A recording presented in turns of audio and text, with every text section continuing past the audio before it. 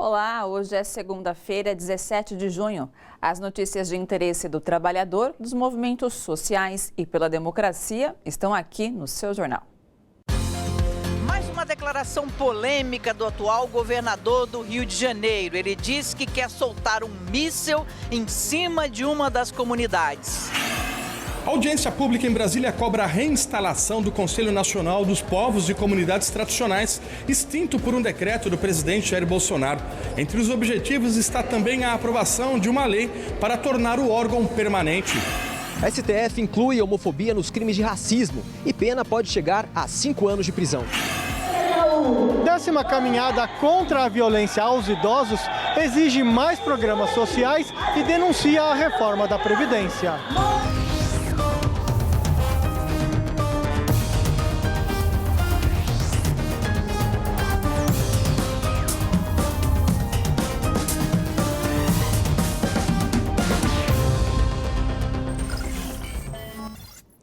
Três anos depois do golpe de 2016, os mais ricos do Brasil tiveram aumento de renda, enquanto os mais pobres perderam. Um estudo do Instituto Brasileiro de Economia da Fundação Getúlio Vargas revela que os 10% mais ricos já acumulam um aumento de 3,3% em relação a 3 anos. Enquanto isso, os brasileiros mais pobres sofreram queda na renda de 20%. E mais uma declaração do governador Wilson Witzel, que adotou um programa de enfrentamento de traficantes nas comunidades do Rio de Janeiro, gera revolta entre os moradores. A reportagem é de Carmen Célia. A declaração do governador foi feita durante a expansão do programa Segurança Presente para as áreas da Baixada Fluminense. Nós estamos vivendo um estado de terrorismo, não no estado do Rio de Janeiro como um todo, mas nas comunidades onde eles se infiltraram. Ao se referir aos traficantes que voltaram às ruas da Cidade de Deus, logo que a polícia encerrou uma operação com blindados e helicóptero na comunidade, Wilson Witzel disse que queria soltar um míssil em cima daquelas pessoas. Se fosse com autorização da ONU em outros lugares do mundo, nós tínhamos autorização para mandar um míssil naquele local e explodir aquelas pessoas. É inaceitável que o governador do estado fale em lançar mísseis contra pessoas governadas por ele e contra regiões do estado que ele governa, como se isso pudesse representar qualquer solução no campo da segurança pública e como se isso fosse constitucionalmente e legalmente possível. Faremos uma reunião na Comissão de Direitos Humanos para ver qual o encaminhamento mais provável, mas eu, enquanto deputada estadual, já vou entrar com a representação do Ministério Público estadual e federal. A reação às declarações do governador foram imediatas. Os moradores da Cidade de Deus ficaram em pânico e muito indignados. Se existe bandido, vocês que fizeram bandido, porque quando a gente sabe procurar trabalho, não tem trabalho, não tem saúde, não tem educação. Tu quer o quê? O pessoal cruza os braços e morra de fome? Você recebe ajuda de paletó, ajuda de moradia, ajuda de mudança, ajuda de médico. Vocês têm tudo e a população não tem nada. Só que o governador, ele tem que saber que a comunidade mora gente boa, tanto Cidade de Deus, como a Rocinha, como o Vidigal e outras comunidades também. Esta mulher sugere que, em vez de gastar com míssil, o governo deveria investir em educação. Poxa, governador, não tem como finalizar esse prédio aqui? Olha aí, quantas crianças na rua, quantas crianças sem escola. Governador, com $1 milhão, essas crianças estavam aqui, ó, sendo o futuro de amanhã. Por favor, senhor governador, para com isso, para com esse discurso de ódio e veja a educação, a arte, o esporte como a salvação. Este morador, que mantém um projeto social com crianças que visa afastá-las do tráfico de drogas, também mandou um recado ao governador. Vem conhecer aqui o nosso projeto. 150 crianças aqui precisando de ajuda do Estado e o Estado até hoje nunca veio aqui para ajudar a gente.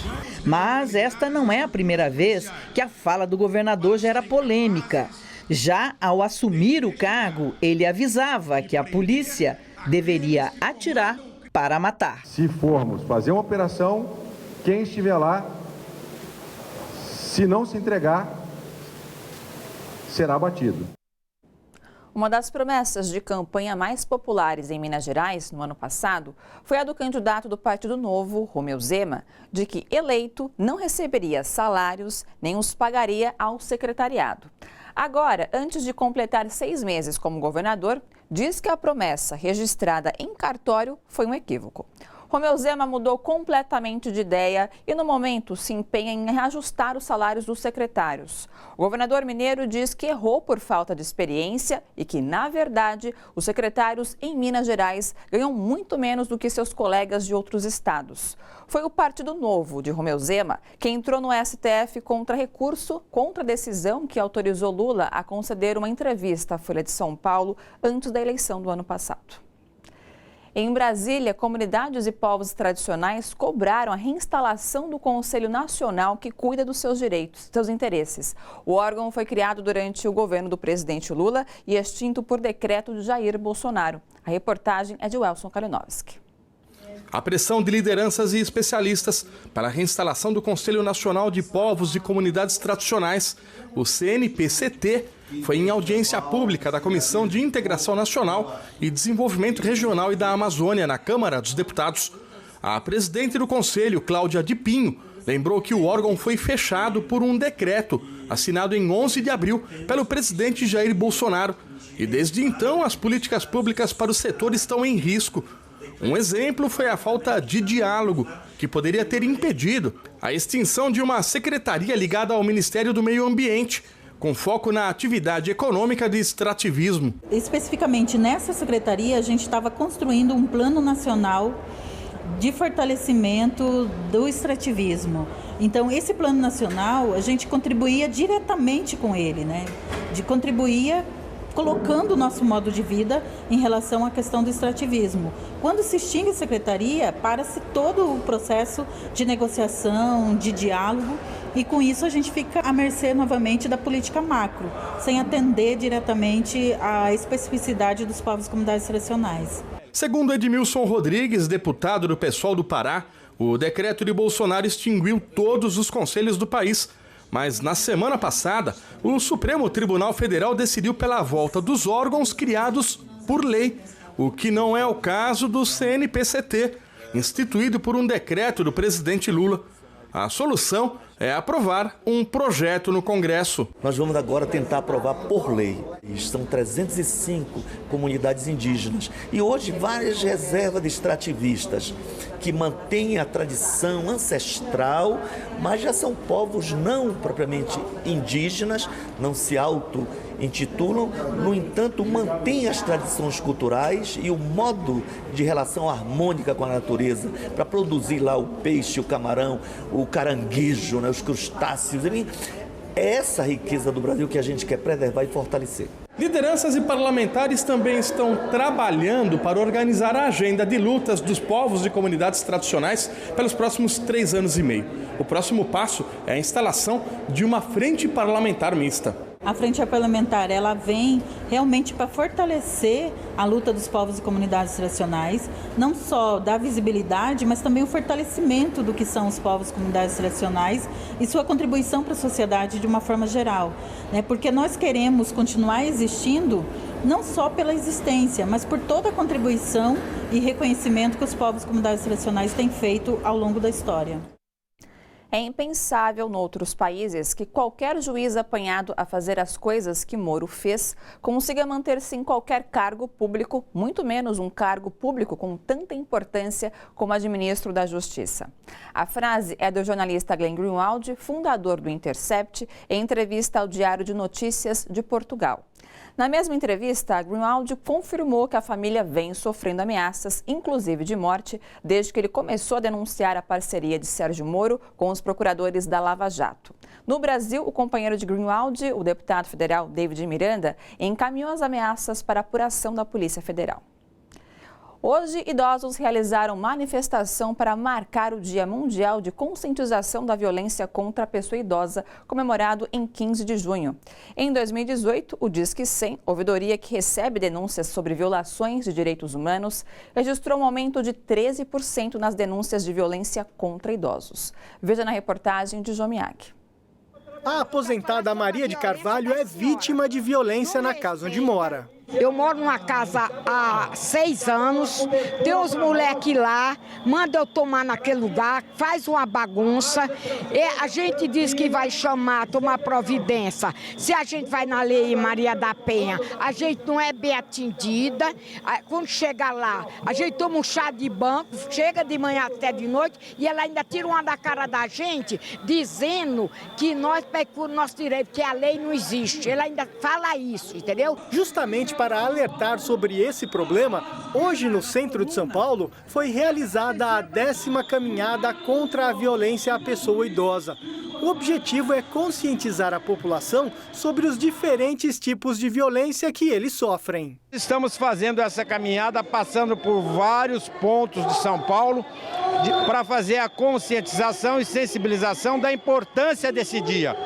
Porque esse dia foi instituído pela ONU para sensibilização e conscientização de todo tipo de violência que acomete a pessoa idosa. Por exemplo, você ficar falando dentro de casa, você não presta, você não faz mais nada, você isso, você aquilo e tal. Isso né? Você não faz mais nada.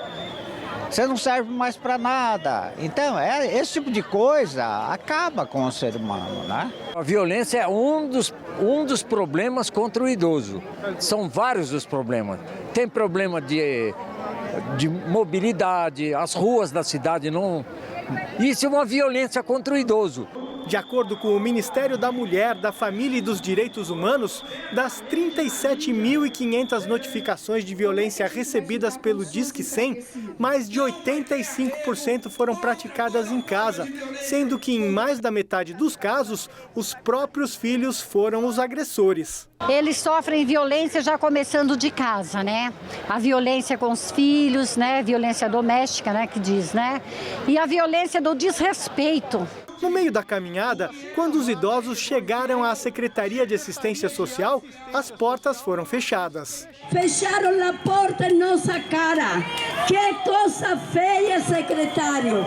Na caminhada, os idosos também denunciaram a chamada reforma da Previdência do governo Bolsonaro.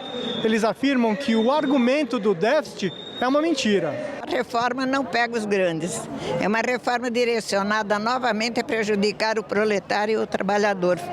Nós que somos aposentados corremos um grande risco se essa previdência for como eles querem, a contribuição em banco. Essa experiência de entregar a arrecadação para os bancos já se fez em vários países, em todos eles o resultado foi muito ruim. No Chile, por exemplo, hoje nós temos um quadro muito perigoso porque os idosos que estavam aposentados no tempo do Pinochet, hoje estão se suicidando porque o dinheiro não dá nem para matar a fome. Então, se a gente já tem essa experiência, está provado que em cerca de 30 países não deu certo, por que estão aplicando aqui? Como que vai viver? Esse que ninguém consegue viver com R$400 hoje em dia. Para morar não dá. Para alimentar tudo bem, mas para alugar não tem condição de alugar um quarto na favela. Na opinião dos idosos, é preciso oferecer dignidade a quem já deu o melhor pelo país.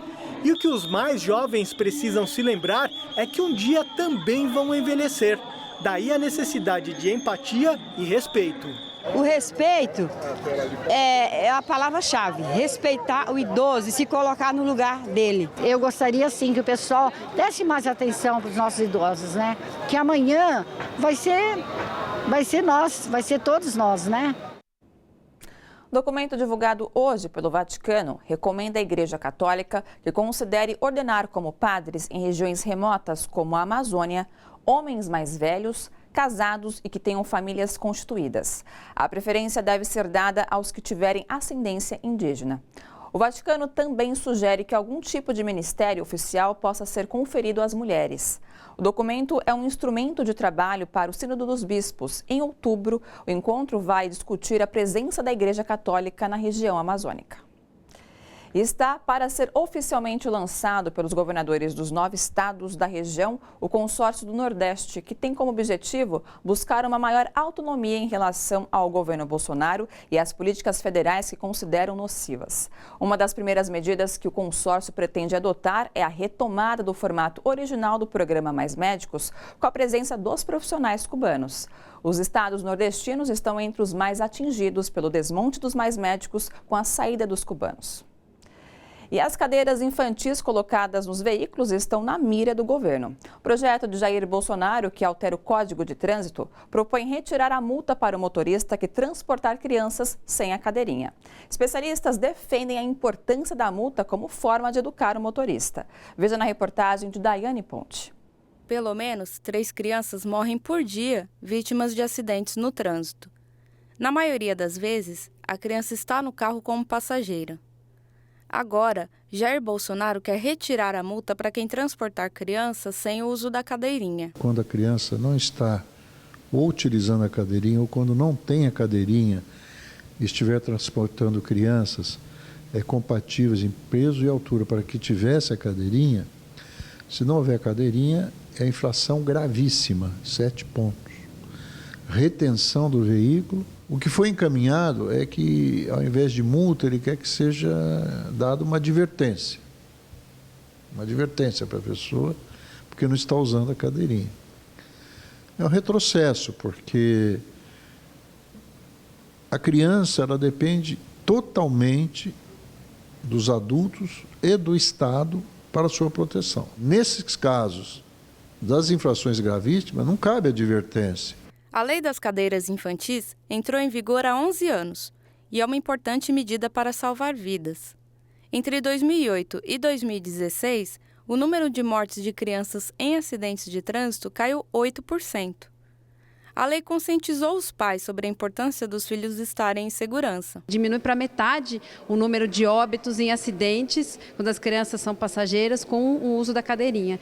Com a não obrigatoriedade, provavelmente essa cadeirinha vai ser menos usada e isso pode levar ao aumento dos óbitos e da morbidade dos acidentes e da gravidade das lesões da criança quando elas estiverem no carro e houver algum acidente grave. Para a Jéssica, que tem um filho, o uso da cadeirinha tem de ser obrigatório. Eu acredito que precisa ter a cadeirinha para os pequenininhos. Para os maiores, eu acho que deveria ser na estrada. Já para o militar Gabriel, a consciência do uso deste item de segurança tem de vir dos pais. O pai tem que cuidar do filho, né? Não é uma multa que tem que obrigar o pai ou não a usar a cadeirinha. Eu acho que isso daí tem que ser responsabilidade do pai, né? Utilizar. Segundo Maria de Fátima Marinho, pesquisadora do Instituto de Estudos Avançados da USP, é justamente através de medidas coercitivas, como a aplicação de multas, que as políticas públicas para a segurança no trânsito tornam-se eficazes. Quando você torna obrigatório e coloca uma multa, é o que de fato funciona, né? É quando as pessoas sentem no bolso. Eu acredito que um dia nós vamos evoluir para não precisar mais multar, né? Que as pessoas, por consciência, elas vão fazer porque elas entendem que isso é o correto de fazer, que isso é o seguro. Todas essas medidas de redução de morte e de acidente grave, elas estão sendo bastante bem sucedidas. Então, assim, não tem uma explicação lógica mudar. A previsão para este ano do PIB, a soma das riquezas que o Brasil produz, ficou pela primeira vez abaixo de 1%, em 0,93%. A estimativa caiu pela 16ª semana consecutiva, segundo o boletim Focus do Banco Central, uma pesquisa feita com representantes do mercado financeiro. No início do ano, a previsão de crescimento estava acima de 2,5%. E a Odebrecht protocolou hoje, na Justiça de São Paulo, um pedido de recuperação judicial. Com dívidas de quase 99 bilhões de reais, é o maior processo da história. A Odebrecht enfrenta dificuldades desde a deflagração da Lava Jato. Os maiores credores do grupo são BNDES, Banco do Brasil e Caixa Econômica Federal. E daqui a pouco, as descobertas da Petrobras que fariam a diferença para o Brasil. Você vai ver já já.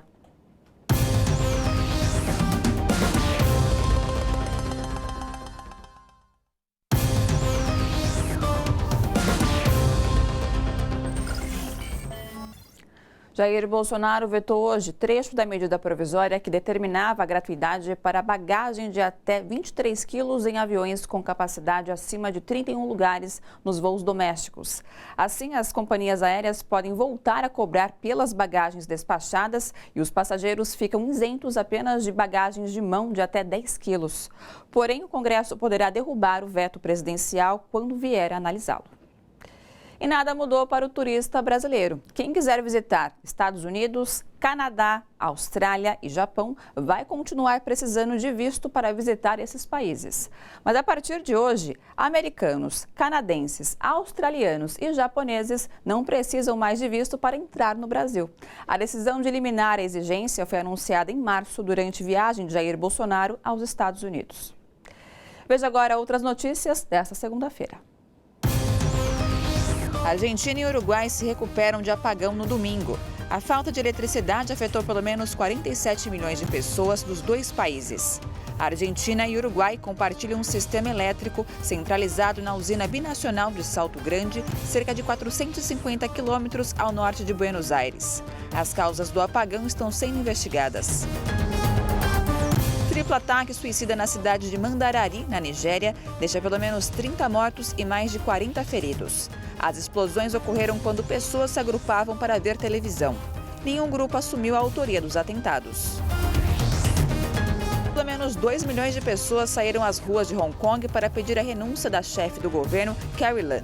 A manifestação acontece um dia depois da líder adiar indefinidamente o projeto de lei que autoriza extradições para a China continental. Pelo menos 800 imigrantes sem documentos são detidos no México. Dentre os estrangeiros estão pelo menos 368 crianças menores de 7 anos. A ação faz parte do esforço para reduzir a entrada de imigrantes nos Estados Unidos pela fronteira mexicana, após o presidente americano, Donald Trump, ameaçar impor tarifas sobre todos os produtos mexicanos caso o país não impeça a imigração irregular.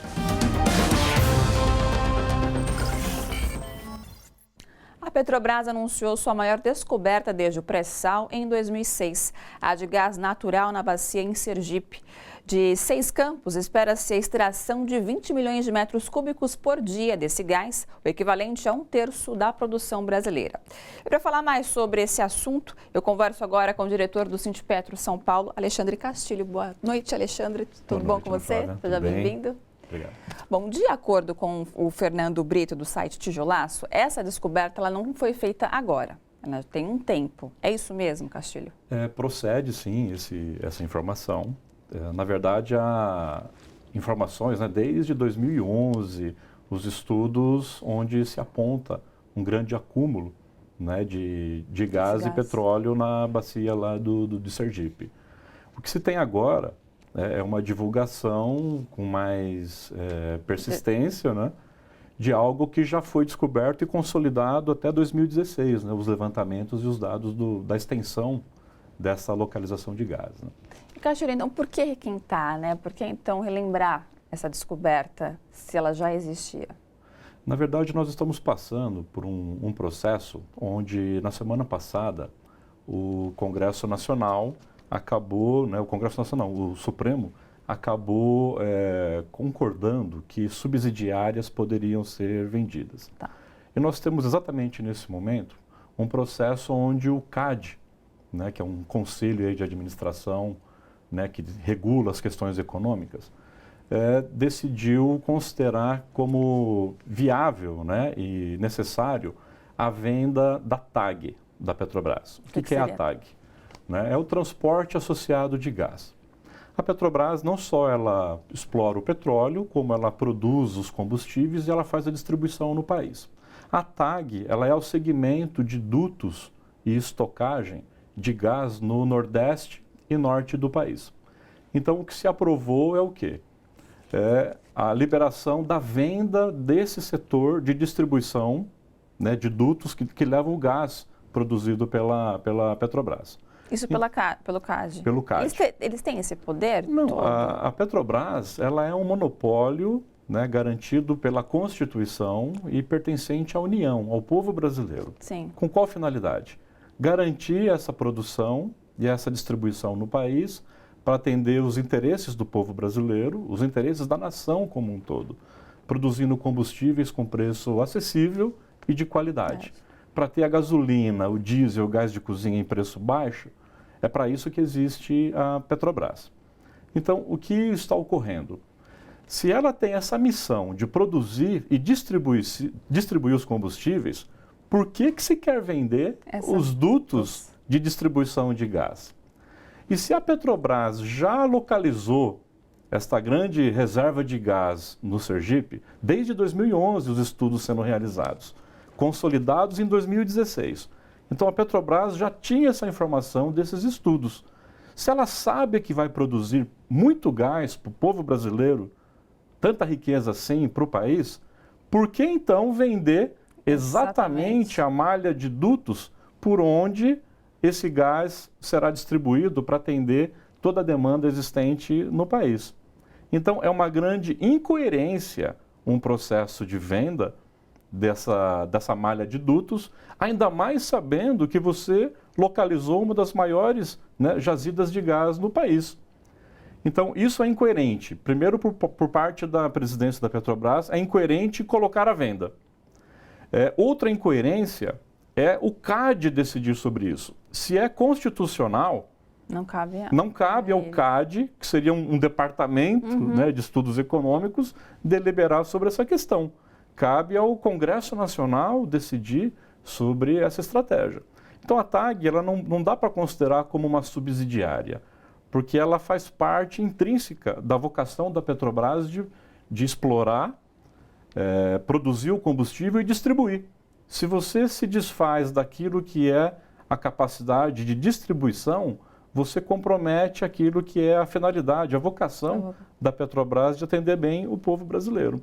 Então, nós estamos enxergando como uma grande incoerência do governo federal em permitir que isso aconteça, uma grande incoerência do presidente da Petrobras em tocar esse projeto adiante de venda, e o que está ocorrendo, na verdade, é uma falta de coragem do presidente da República em usar a caneta BIC dele para baixar os preços de combustíveis no país. Porque ele pode fazer isso numa canetada só. Tem esse poder. E acertando isso com a presidência da Petrobras, mudando a atual política de preços, que está sendo de acompanhar os preços internacionais. Mudou, já que a Petrobras pode seguir uma prática de política de preços considerando os seus custos de produção, que são baixos, e já provamos que é possível praticar preços mais baixos, como o que aconteceu de 2013 até 2014, com gasolina de 3 a 3,50, o gás de cozinha, R$ 48,00 ali, o botijão de 13 quilos. E hoje, preços absurdos que estão sendo cobrados da população por uma política de preços defendida pelo presidente da Petrobras e respaldada pelo governo federal. Então, nós queremos ver aquela caneta BIC trabalhando com mais coerência a favor dos interesses da população, do povo brasileiro. A gente mencionou as políticas dos preços dos combustíveis, elas mudaram na semana passada, Castilho? Só para a gente poder dar uma revisãozinha, como era antes e como é agora, e os impactos disso agora para a população, a gente sabe que vai doer ali no nosso bolso, É como era antes. Você utiliza como base na sua planilha de custos o cálculo do petróleo que você produz no país. Então, hoje deve estar na faixa de 30 a 40 dólares o barril do petróleo. O preço internacional, por volta de 70 dólares. Se eu vou produzir um combustível, se eu colocar na minha planilha de custo de partida a matéria-prima, petróleo, usando o preço de 70 dólares, eu vou ter um preço alto na minha linha final de produção. Se eu utilizar o meu custo de produção, que está na base dos 30 e 40 dólares, eu vou ter um preço de combustível mais baixo. O que era feito antes, de 2003 a 2014? Se utilizava principalmente, como referência, os custos nacionais de produção do petróleo. E não os preços internacionais. O petróleo que eu exploro do pré-sal, para o mercado internacional, eu vendo a 70 dólares. Mas para eu produzir o meu combustível, a Petrobras utilizava na sua planilha os custos nacionais. Então isso garantia a gasolina, o diesel e o gás de cozinha em preços bem mais baixos competitivos, atendendo os interesses da população como um todo. A mudança que foi feita foi, né, a partir do Temer, foi acompanhar os preços internacionais na hora de montar a nossa planilha de custos de produção de combustível. E essa mesma política, ela continua com o Bolsonaro e com o Castelo Branco, que é o atual presidente da Petrobras. Então, não é uma política de preços que favorece a população. É uma política de preços que favorece quem? Favorece grandes grupos internacionais que, vendo a Petrobras praticando preços mais altos, forçadamente, por uma vontade do governo, ela podendo fazer preços mais baixos, né, o concorrente enxerga mais facilidade de concorrer no mercado nacional. Entre eles comprarem da Petrobras uma gasolina de preço internacional, ao invés de comprar da Petrobras, eles vão comprar da sua matriz nos Estados Unidos. Então, eles vão importar, as multinacionais vão importar o seu combustível para atender o mercado nacional e deixar de comprar da Petrobras. Então, quem perde é o Brasil, quem perde é a Petrobras e quem perde é o orçamento do povo brasileiro, que está pagando preços absurdos nos combustíveis de uma forma geral. A linha, né, que nós defendemos é que a Petrobras ela volte a trabalhar como uma estatal. Hoje ela está atuando como se fosse uma empresa privada. O povo está sentindo na pele, no bolso, o que é uma Petrobras privada. Não, né? Nós queremos uma Petrobras que ela volte a trabalhar como uma estatal, garantindo preços baixos dos combustíveis ali para a população como um todo.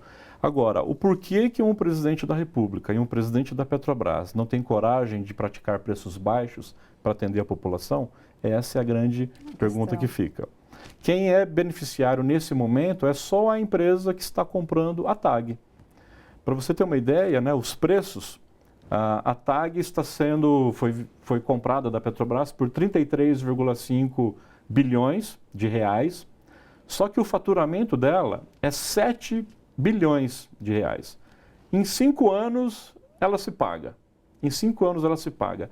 E o pior, a Petrobras vende essa malha de dutos e ela vai ter que alugar essa malha de dutos para transportar o gás que ela produz e que ela acabou de encontrar, né, de divulgar, né, porque ela já encontrou anteriormente, de divulgar agora.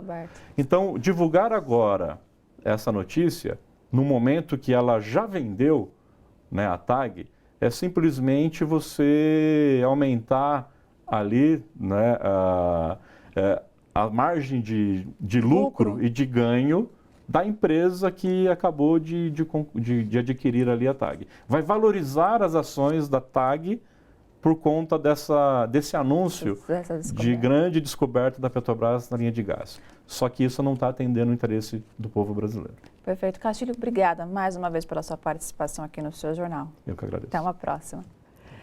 Veja agora como fica o tempo nesta terça em São Paulo e outras cidades. Céu com sol e algumas nuvens nesta terça-feira em São Paulo. Máxima de 24 graus e mínima de 13. Não chove. Umidade relativa do ar em média de 70%. Índice ultravioleta alto. Mesma situação em São Bernardo do Campo.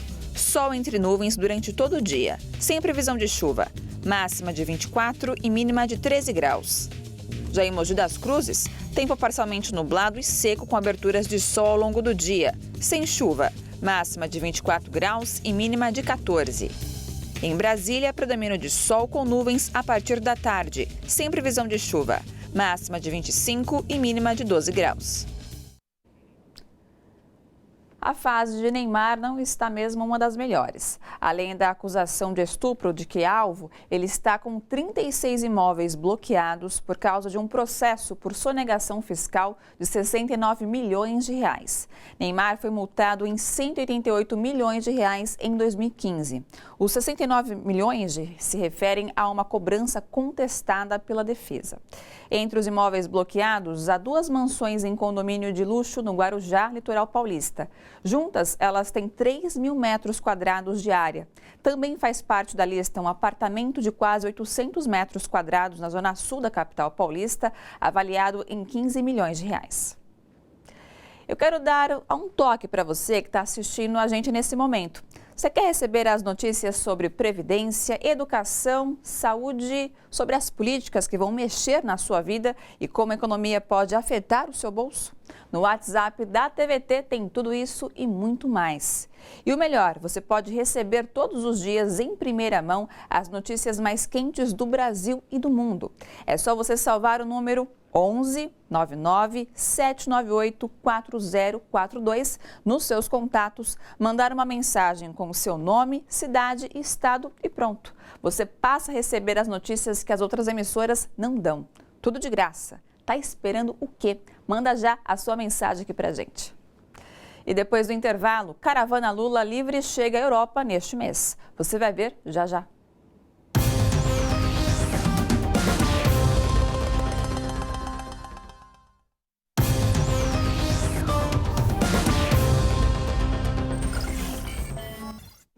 Reunidas hoje, as centrais sindicais avaliaram como muito positiva a greve nacional de sexta-feira.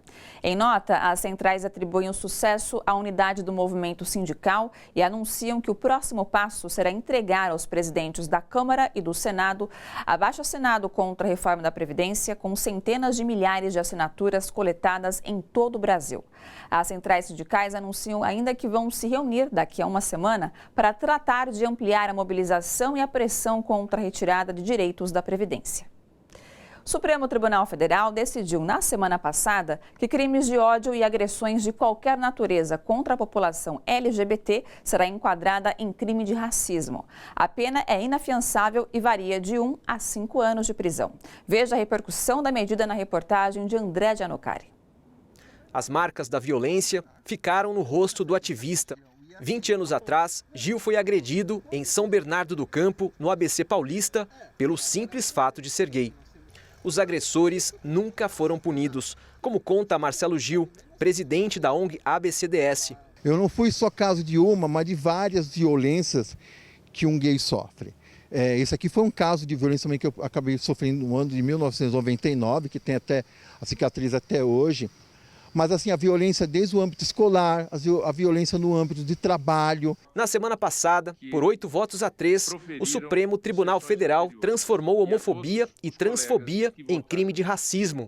A ação, articulada pelo PPS e pela Associação Brasileira de Gays, Lésbicas e Transgêneros, existe desde 2012, mas só começou a ser julgada pela Suprema Corte em fevereiro deste ano, após pressão dos movimentos sociais. Com a decisão do STF, agressões contra LGBTs passam a ser crimes inafiançáveis e imprescritíveis. A pena pode variar de 1 a 5 anos de prisão. Ela vem no momento, até mesmo porque, após as eleições, há uma explosão de violência com os trabalhadores LGBT.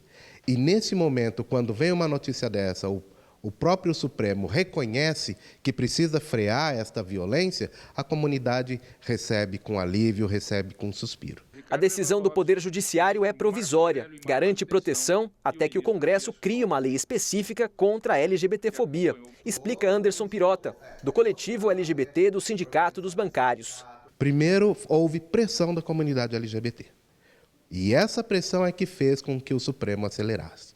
Agora, linkar com o crime de racismo é justamente porque o parlamento não votou e nem criou uma lei que protege a comunidade LGBT. E essa lei, de linkar a questão da LGBTfobia em crime de racismo, ela é até provisória, haja vista que o parlamento precisa criar uma lei específica para tal. Bolsonaro declarou que a lei é equivocada. Para o ativismo, só mais uma demonstração de preconceito do presidente. Desde a campanha eleitoral, o presidente vem mostrando e destilando o seu ódio, demonstrando o seu preconceito. Nesse sentido, muito pelo contrário, essa lei ela vem para proteger o trabalhador LGBT no seu ambiente de trabalho, e inclusive para aqueles que estão procurando emprego. Haja vista que, nesse sentido, quando Bolsonaro começa a fazer uma fala homofóbica, o próprio Supremo olha para isso e vê que é o momento de barrar. A lei deve entrar em vigor no final do mês. Muita gente somos vítimas de chacotas de agentes de segurança pública, agentes de shopping, agentes da CPTM, que nós sabemos, agentes do metrô, agentes de segurança da própria polícia militar e saber que eu vou poder numa delegacia e falar assim, homofobia é crime, transfobia é crime. É muito prazeroso. A gente pode dizer assim que é uma forma de você dizer eu tenho direitos iguais a todos e todas no Brasil. França, Suíça e Bélgica serão os países visitados entre os próximos dias 25 e 28 pela caravana Lula Livre Europa. A iniciativa de comitês Lula Livre, distribuídos por diversas cidades do mundo, pretende ampliar as denúncias sobre a prisão política do ex-presidente Lula. E você já sabe que a TVT e a Rádio Brasil Atual são, hoje, o maior espaço democrático das rádios e TVs abertas no Brasil. Diariamente, damos voz e espaço aos cidadãos que realmente escrevem a história deste país nas mais diversas áreas. E esse espaço precisa ser ampliado para que mais pessoas possam receber as notícias que as outras emissoras não dão. Por isso, nós lançamos uma campanha para você ajudar a fortalecer a nossa comunicação. Acesse www.catarse.me/TVT e faça uma doação. É a sua parceria que vai ajudar a TVT e a Rádio Brasil Atual a tornar cada vez mais fortes os nossos sinais e alcance na rádio, na TV e nas redes sociais. Bora ampliar nossa voz, gente! O seu jornal termina aqui. Boa noite a todos e a todas. E a luta por direitos humanos e democracia continua.